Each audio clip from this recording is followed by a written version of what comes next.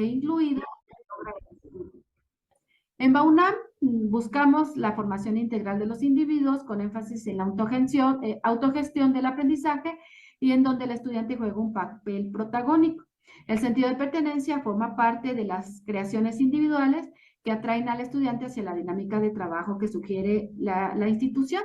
Para eso promovemos la interacción con el material de estudio, la interacción con los diferentes roles y figuras académicas, la interacción con compañeros y el vínculo con el propio proceso de aprendizaje. Los roles que destacan en BAUNAM son los siguientes: el asesor, el cual guía al alumno en el proceso de aprendizaje, el tutor, que es un experto en procesos de aprendizaje y psicopedagógicos, y el coordinador, que supervisa la operación global del programa. Los programas que tienen lugar en BAUNAM son varios. Aquí destacamos 4, que es extranjero, dedicado a personas hispanoparlantes que viven fuera de la República Mexicana. Puntos en línea, que atiende a estudiantes que viven en zonas rurales y marginadas de la Ciudad de México. Cantera Pumas, que son alumnos que son atletas de alto rendimiento, que estudian su bachillerato. Y música, que son alumnos que se encuentran cursando estudios musicales a la par de que estudian sus estudios de bachillerato. La pregunta de investigación que nos planteamos fue: ¿cuáles son los factores que hacen que los alumnos generen un sentido de pertenencia en el bachillerato a distancia de BAUNAM? El enfoque del estudio es cuantitativo, el método hipotético deductivo.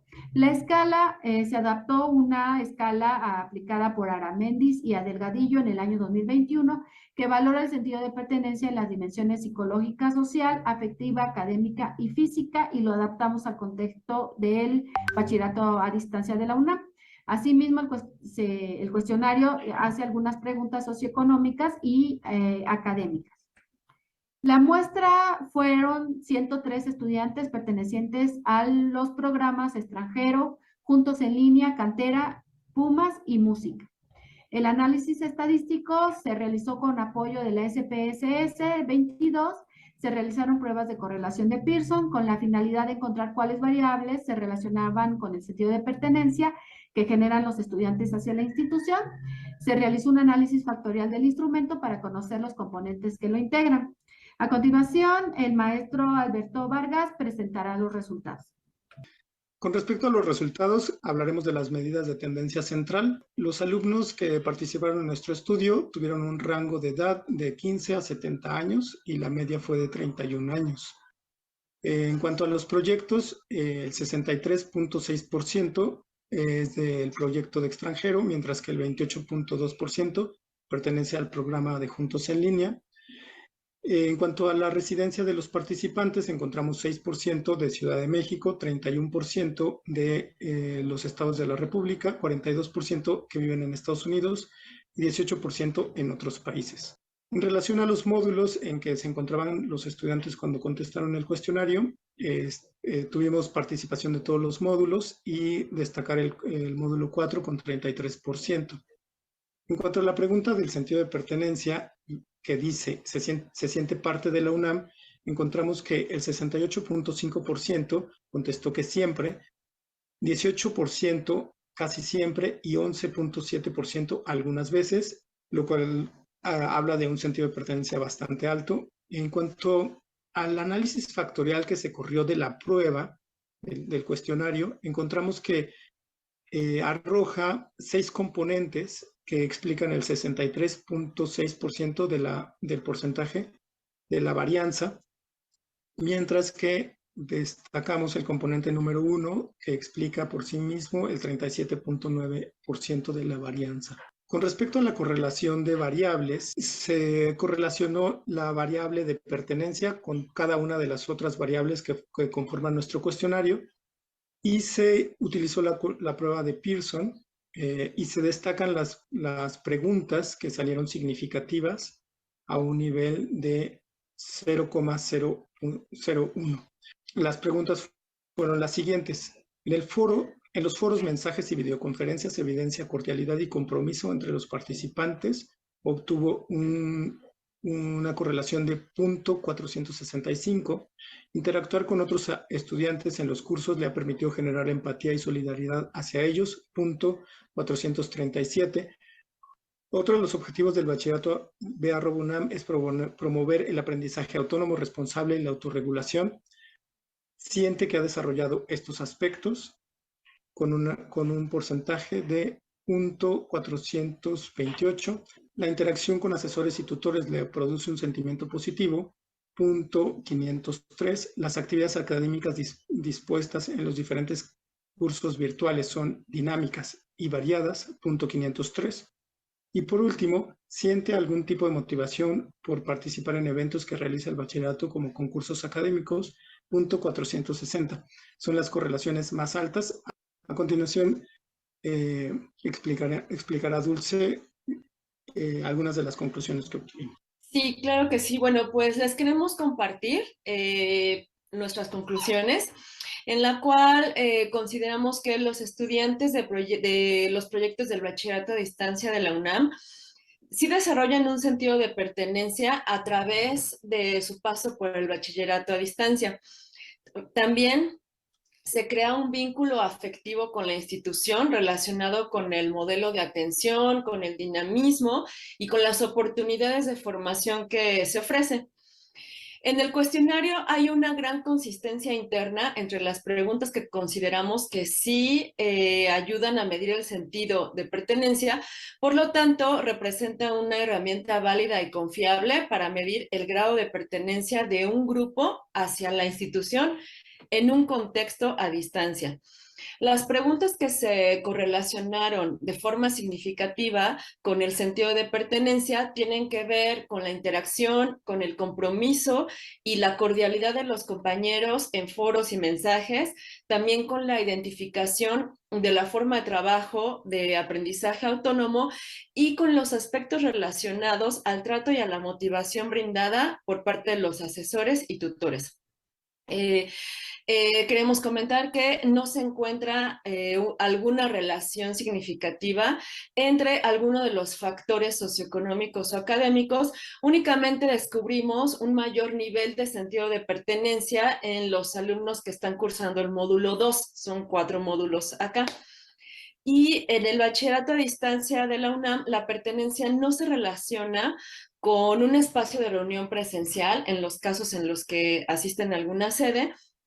Más bien tiene que ver con el espacio físico que ofrece la plataforma, con el dinamismo y con la interacción que logran, siendo que, bueno, esta interacción tiene un impacto emocional fuerte que une al estudiante con el grupo y también a sentirse valorado, incluido y aceptado. Finalmente, queremos compartir que el dominio que está más relacionado con el desarrollo de sentido de pertenencia en bachillerato a distancia de la UNAM es el que tiene que ver con el espacio social y con el espacio personal afectivo que logran los estudiantes. Y bueno, con esto concluimos nuestra presentación. Les agradecemos mucho su atención.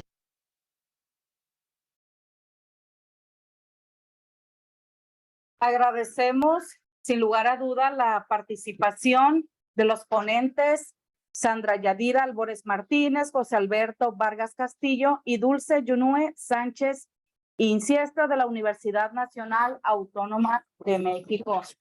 Definitivamente el sentido de pertenencia de los estudiantes con su institución, con sus programas educativos y sobre todo en estos contextos a distancia, como acertadamente lo dijeron, de alguna forma contribuyen a la formación integral a través de estas conexiones afectivas, sociales e incluso pudiera decir de tipo emocional. Muy acertada la participación de las ponentes. Quiero hacer mención que en el chat colocaron por acá la solicitud y hacen la pregunta si se pueden compartir el material, los videos que se están presentando. Y bueno, por acá el equipo técnico dio respuesta al respecto. Previo a esto se colocó una pregunta y bueno, y quiero aprovechar este espacio para decirles que si tienen algún cuestionamiento o alguna pregunta, lo puedan hacer a través del chat y lo que vamos a hacer va a ser que en el cierre de las 4 ponencias, de las 4 exposiciones, vamos a despejar las preguntas planteadas. Bueno, en este sentido, nos vamos a preparar para escuchar la siguiente presentación elaborada por la ponente Mireya Ramos Sámano, quien es de la Universidad Autónoma de Sinaloa, con el trabajo Accesibilidad inclusiva e incluyente en procesos formativos virtuales. Nos preparamos con su presentación y los invito a poner atención.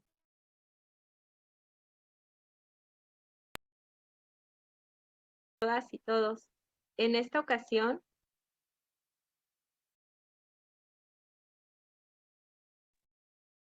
bien, se va a volver a compartir la presentación de nuestra ponente Mireya Ramos Sámano.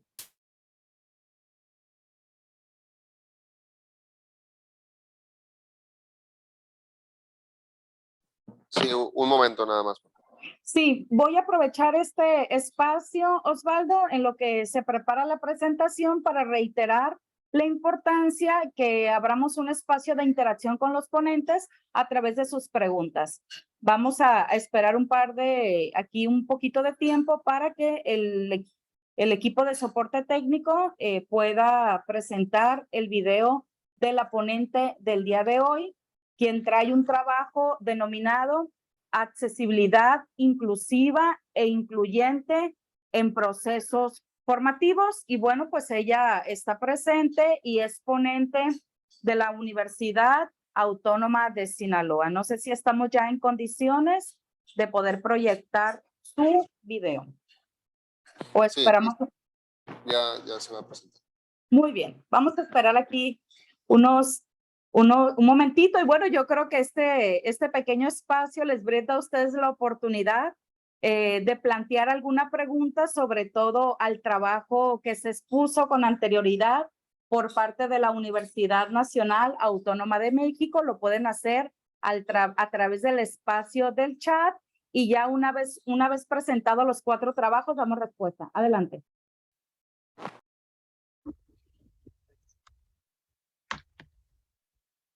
hola a todas y todos. En esta ocasión, compartiré un estudio realizado sobre la accesibilidad inclusiva e incluyente en los procesos formativos virtuales a partir de la percepción de docentes y estudiantes de la Universidad Autónoma de Sinaloa que han participado en procesos de este tipo. Partiendo de la idea que sostiene la Ley General de Educación respecto a que la educación debe de ser inclusiva, debe velar por la dignidad de las personas, debe de respetar sus derechos humanos e igualdad sustantiva y debe de promover su mejor convivencia social, pero principalmente debe de promover el aprendizaje significativo y la formación integral para la vida de todas las personas con un sentido de permanencia social basado en el respeto de la diversidad. Se considera necesario que las instituciones de educación virtual y a distancia articulen la accesibilidad, la inclusión y el lenguaje incluyente en sus procesos educativos, y para ello deben de integrar a todas las personas que tengan injerencia en dichos procesos,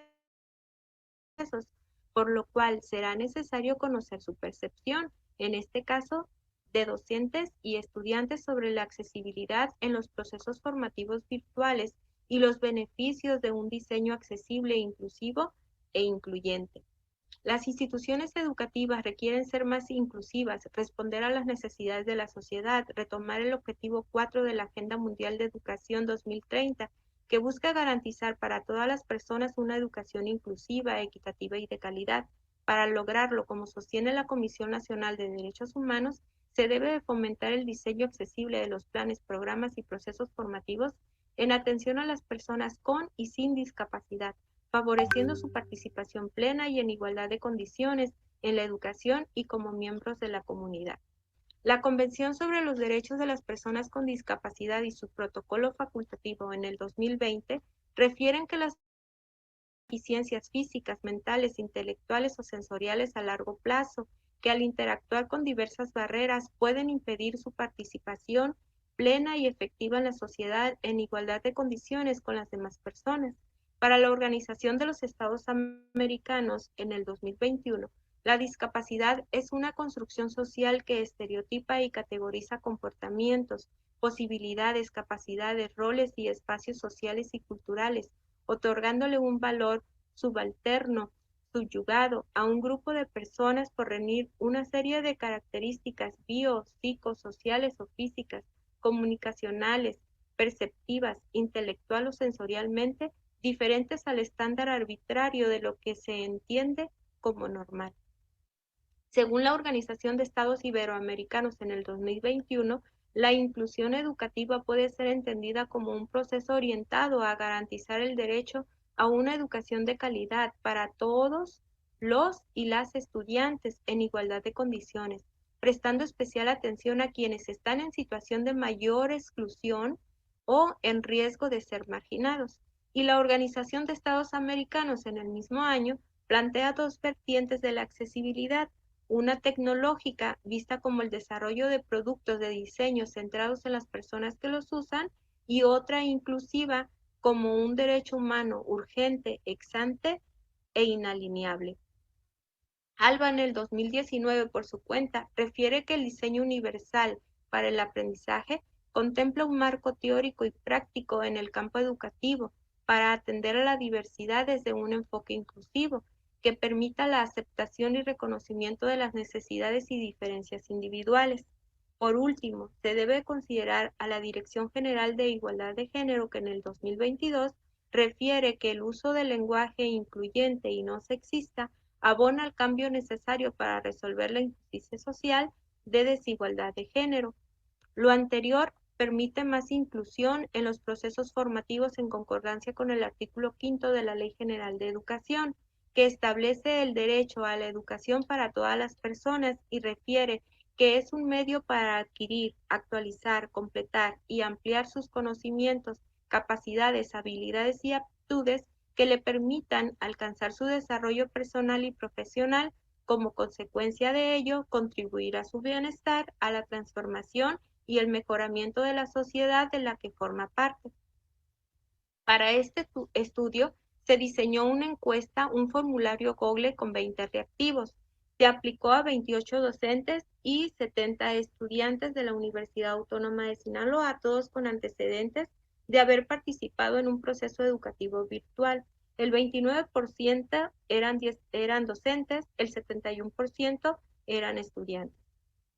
En cuanto a los resultados respecto a la percepción de la accesibilidad en el proceso de enseñanza y aprendizaje virtual o a distancia, el 81% refiere que la accesibilidad educativa elimina obstáculos y barreras para posibilitar condiciones que reconocen el derecho a la individualidad de cada persona en los procesos educativos virtuales.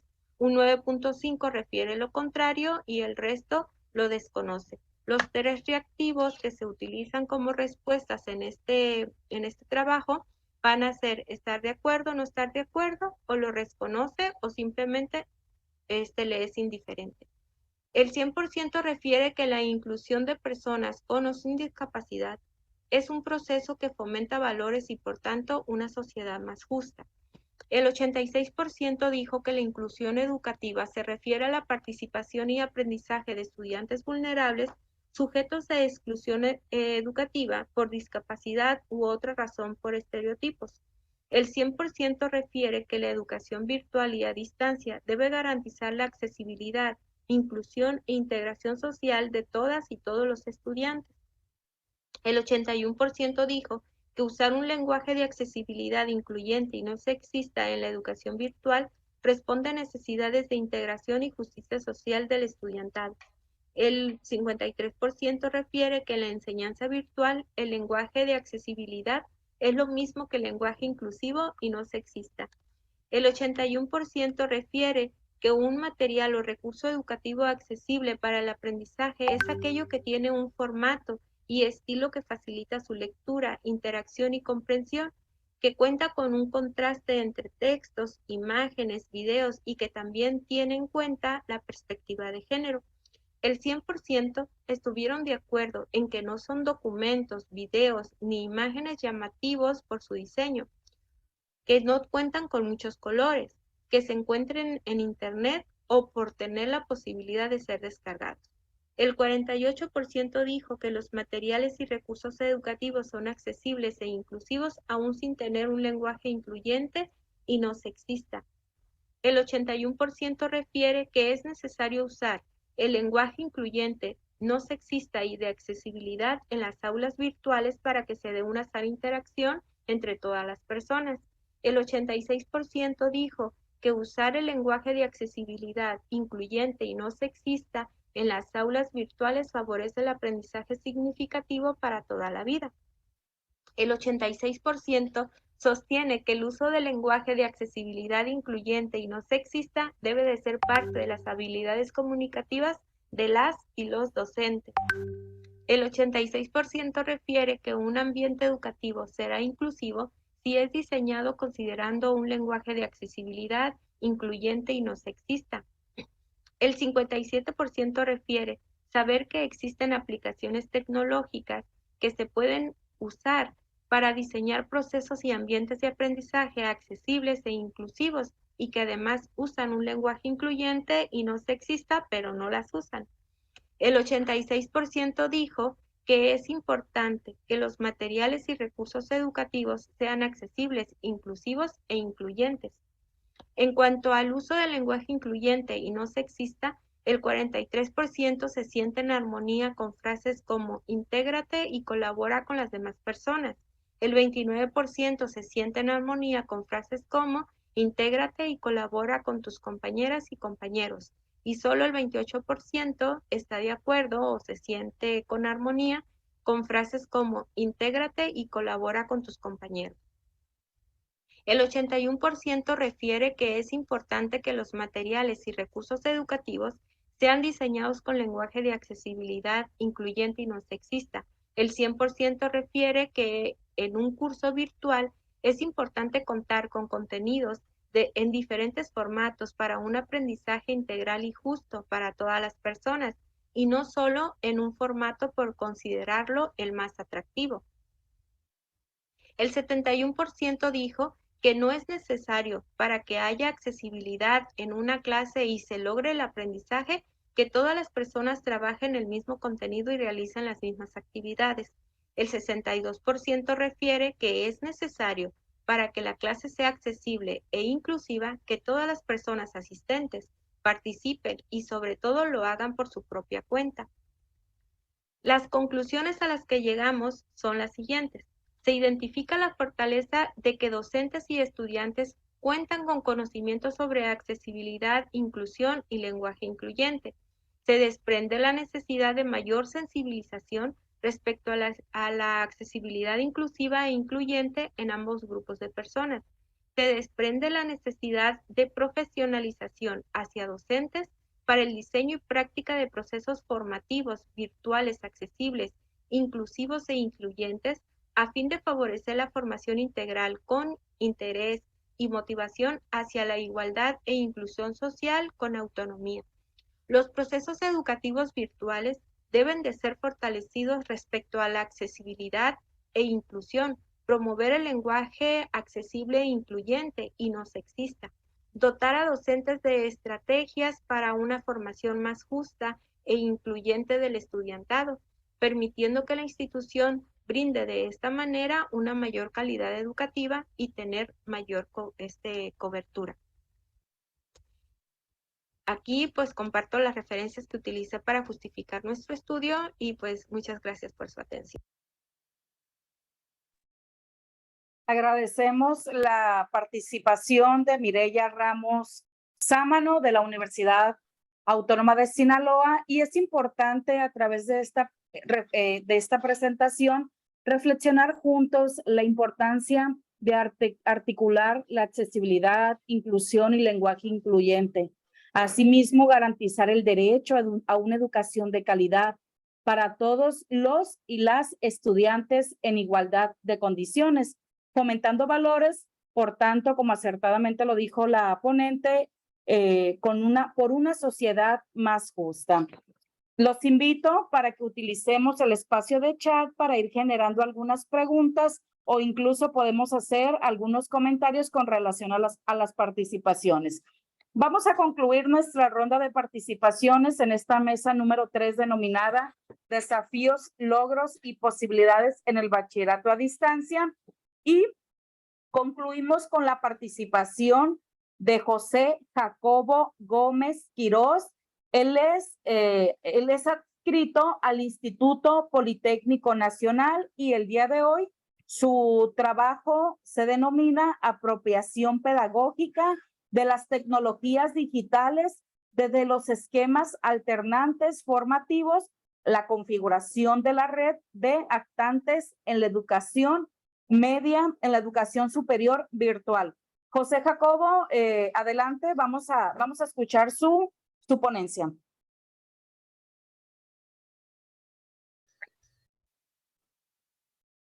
Hola, ¿qué tal? Muy buena tarde.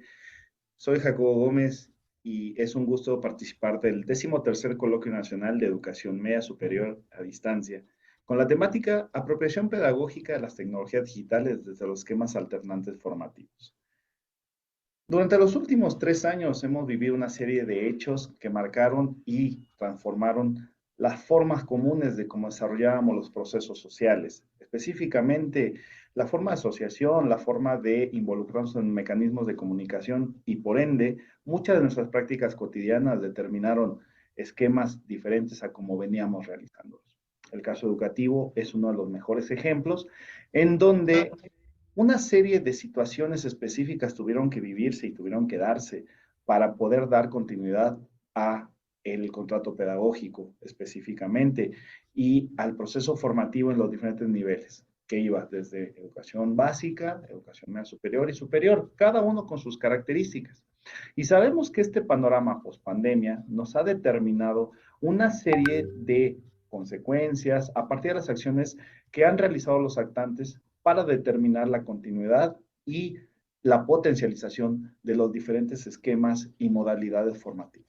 En esta presentación quiero compartir con ustedes algunas reflexiones en torno al nivel medio superior en su modalidad a distancia, virtual, según la nomenclatura de las diferentes instituciones, y la manera en cómo estas asociaciones determinaron una serie de constructos visibles que nos permiten de una u otra manera partir hacia la toma de decisiones que sustenten estos mecanismos, estas modalidades y principalmente dar una educación de calidad con base en estas perspectivas.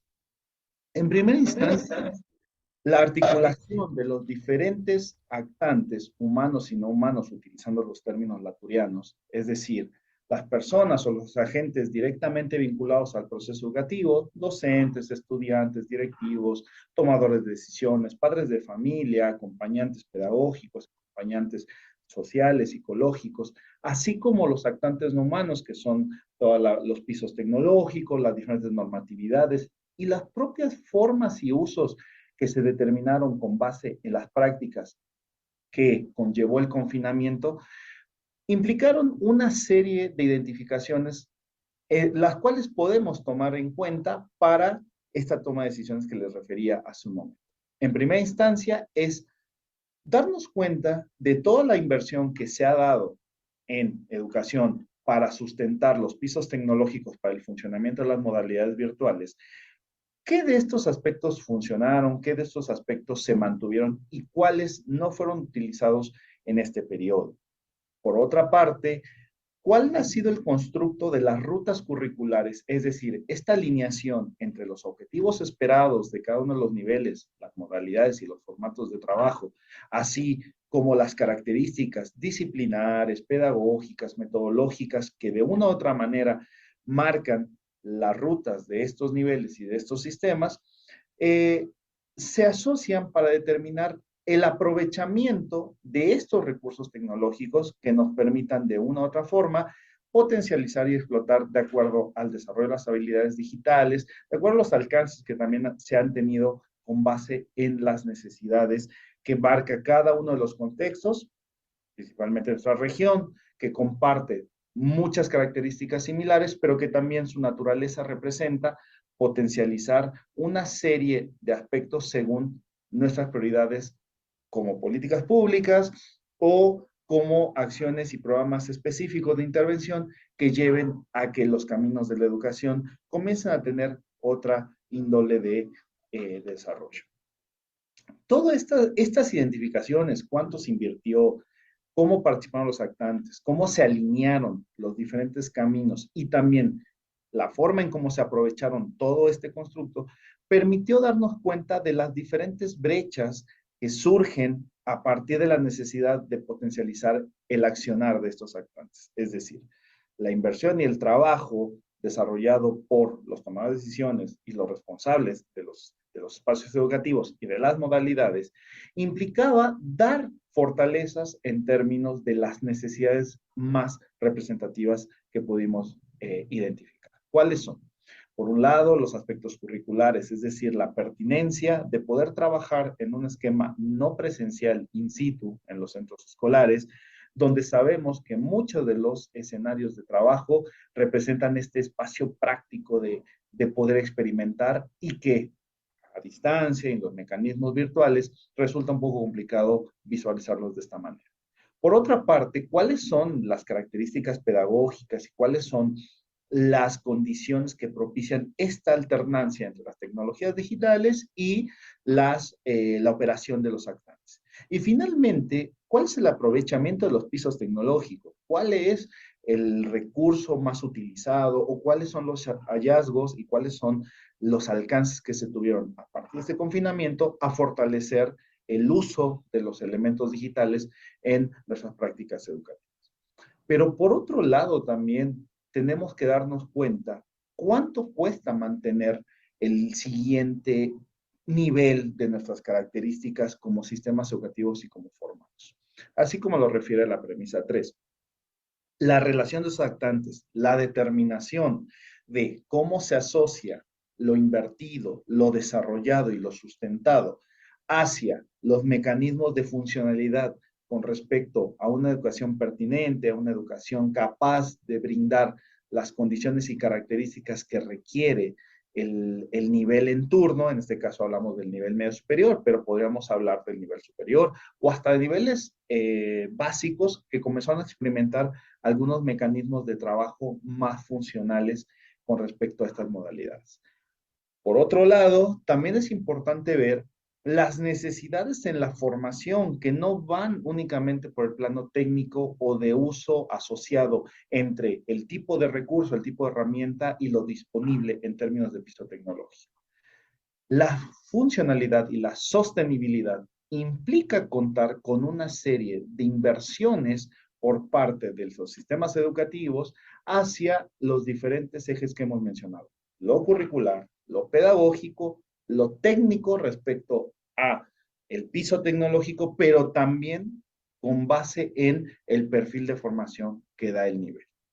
Finalmente, quisiera referir algunas reflexiones de cierre que en sí son puertas de apertura hacia nuevos debates donde necesitamos tener en claro como sistemas educativos y como nuestros espacios cuáles fueron las brechas identificadas. Sabemos que tenemos un déficit en términos de acceso a los dispositivos y a los recursos digitales, a la conectividad, uno de los problemas más representativos en este periodo de confinamiento, y la formación / capacitación de todos los actantes humanos involucrados desde esta perspectiva mencionada. La triple forma de ver entre lo pedagógico, lo tecnológico y lo curricular. Por otra parte, también los sistemas educativos implica consolidar estas modalidades de trabajo a partir de hacer inversiones objetivas, pertinentes y sostenibles. No solo es importante ver cuánto cuesta implementar un proyecto, diseñarlo, sino también cómo mantenerlo y las características o condiciones que tienen los diferentes actores humanos y también los actores no humanos, los actantes específicamente, para poder sostener la modalidad. Finalmente, ¿cuánto cuesta esto en términos de recursos monetarios, pero también qué tipo de recurso humano se requiere para poder determinar un funcionamiento óptimo, efectivo y de acuerdo a la agenda educativa y a los desafíos micro, meso y macro que se nos representarán a partir de este momento para los diferentes niveles, modalidades y actantes? Esto es lo que quería compartir con ustedes. Les agradezco la atención y seguramente podemos interactuar de alguna manera en el bloque de preguntas y respuestas. Muchas gracias. Agradecemos la participación de José Jacobo Gómez Quirós, quien es ponente del Instituto Politécnico Nacional. Y bueno, rescatando por ahí algunas ideas, es interesante lo que plantea el ponente con relación a la parte de la formación. Y esta parte de la formación, como acertadamente lo dijo, desde este triángulo que tiene que ver con los elementos curriculares, con los elementos pedagógicos y por supuesto con todos los aspectos tecnológicos. De igual manera, hacer énfasis que si alguno de los asistentes desea realizar alguna pregunta, vamos a aprovechar la presencia de los ponentes para dar respuesta a las mismas. Y bien, tenemos una primera pregunta que va dirigida para la primera ponente, para la maestra Stephanie. Maestra Stephanie, si aún nos acompaña en la sala, tenemos una pregunta para usted. Si está por acá, a favor de confirmar. Ok, en este caso, invitarla, ahí está, invitarla a abrir su micrófono y le plantea Fátima Ramírez la siguiente pregunta. ¿Qué sugeriría para aumentar el aforo en las sesiones sincrónicas? En nuestro caso, la audiencia es poca. Esta es la pregunta dirigida para usted, maestra. La escuchamos. Gracias. Una de las estrategias que implementamos en el bachillerato en línea es el uso de formularios de Google para realizar sondeos con nuestros estudiantes. En estos formularios les preguntamos en qué horarios están disponibles para tratar de adaptarnos a los horarios que ellos tienen y que tengamos más aforo en nuestras sesiones. Gracias. Gracias a usted, maestra, y quiero hacer énfasis en un comentario, decirles a todos ustedes que cada uno de los videos que en esta mesa se reprodujeron van a estar en un plazo mayor de 24 horas expuestos y disponibles para todos ustedes en el aula virtual del 13º coloquio, los cuales van a poder ser consultados en el tiempo que ustedes consideren. Tenemos por acá otra pregunta, en la cual fue emitida por José Hugo y va dirigida para la maestra Mireya Ramos y el maestro plantea lo siguiente. El lenguaje incluyente igual aplica para los estudiantes con capacidades diferentes. Y bueno, el maestro José Hugo Contreras Orozco de la Universidad de Guadalajara. En este sentido va la pregunta. Si el lenguaje incluyente igual aplica para los estudiantes con capacidades diferentes. Gracias. Como vi la pregunta con tiempo, hice mi nota para no extenderse. Considero que aplica para todas las personas porque el lenguaje inclusivo y no sexista trata de visibilizar a grupos demográficos de personas con identidades de género y orientación sexual diferente, lo cual desencadena el sentido de integración, permanencia y en ocasiones hasta de satisfacción de las personas en los sistemas educativos, también porque se generan ambientes educativos accesibles para todas las personas sin estereotipos. Como ahorita pudiera haber alguna persona sentirse mal por la frase que se utiliza en varias definiciones que refiere personas con discapacidad, que últimamente es recomendable no usarla para referirnos con ella hacia ningún tipo de personas o hacia ninguna persona mejor, porque ni el tipo sería recomendable usar. Entonces aprovecho para decir que el lenguaje inclusivo e incluyente pues casi tiene la misma finalidad, pero el incluyente es incluir a las personas en el sistema educativo, pero hacerlos sentir como parte de él y como tener ese sentido de permanencia que dijo ya una de las ponentes, o ponencias, mejor dicho, y el inclusivo es que todas las personas puedan estar ahí, ¿no? Entonces, una cosa es estar y otra cosa es sentirnos parte del sistema educativo. Entonces, aplica para todas las personas. Muchas gracias a la ponente por su respuesta en las dos preguntas que se generaron directamente para ella, y quiero hacer mención también a la participación de Rosa Irene Guillén Franco, quien no fue una pregunta propiamente, pero es una aportación y me gustaría rescatarla. Y comenta que con la pandemia COVID-19 aumentó un 400% el uso de la tecnología digital en educación. UDG, trabajo principalmente en esta modalidad, datos obtenidos en Internet. Bueno, tenemos aquí entonces la aportación. Y por acá, ya por último, para concluir, pues agradece a los ponentes María del Socorro. Pues bueno, con estas intervenciones damos por concluida la mesa número 3, denominado Desafíos, Logros y Posibilidades en el Bachillerato a Distancia. Y nos queda agradecer a cada uno de los ponentes, relatores, asistentes, por participar en este 13º Coloquio Nacional de Educación Media Superior a Distancia, Nuevas Realidades y Escenarios Emergentes en la Educación Media Superior. Bueno, lo comenté a distancia. Agradecerles a todos y a cada uno de ustedes y los invitamos a continuar con el programa. Muchísimas gracias. Si me permite, doctor, antes de finalizar, Adelante. la foto de la sesión, si pueden activar todas sus cámaras, por favor.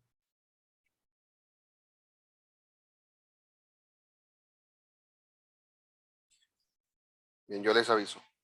Van a ser 3 fotos porque son 3 pantallas distintas, entonces ahí va la primera. 1, 2. Listo. Permítanme. Ahí va la segunda. 1, 2. Listo. Se vale sonreír. Tercera y última. 1, 2. Listo, maestra. Gracias. Agradecerles a todos ustedes y que tengan una excelente tarde, y los saludo con mucho gusto desde Culiacán, Sinaloa, México. Hasta luego. Gracias.